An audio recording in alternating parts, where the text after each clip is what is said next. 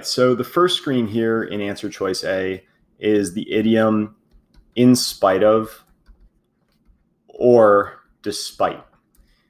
But you would never want to say in despite of. That's like a hybrid Frankenstein mix-up of these two different idiomatic phrases, which would both be appropriate on their own. So answer choice A is removed for that. Skipping down to number 3 here, I think there's a grammar issue in answer choice B. And that issue is where the word previously lies. So previously should not be sitting in between the word fact and that, because it should say, in spite of the fact that these publications previously featured, not in spite of the fact previously, like this fact was a previous fact or something. It's not a previous fact. I think it's confusing. It's definitely misplaced.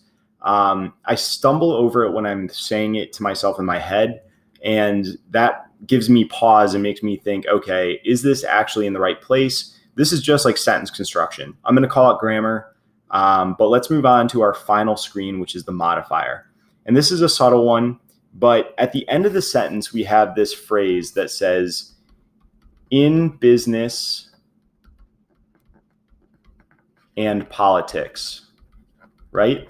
That's how the sentence ends after the underlined portion.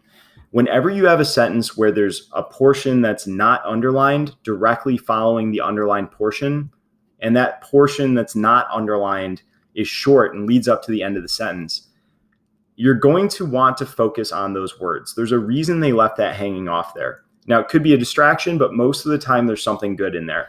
What is in business and politics meant to modify? What is it meant to act on? Well, if we look at the beginning of the sentence, in the 1940s, popular magazines in the United States began to report on the private lives of persons from the entertainment industry.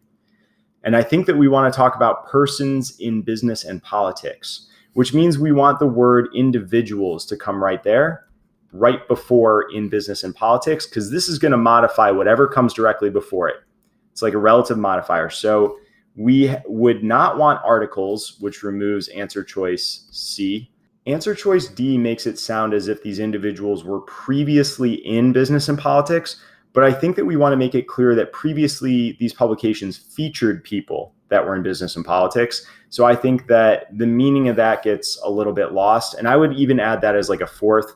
I would say probably answer choice D is a meaning decision, whereas I was kind of initially leaning towards a modifier error there. But either way, that leads us to answer choice E, which is correct.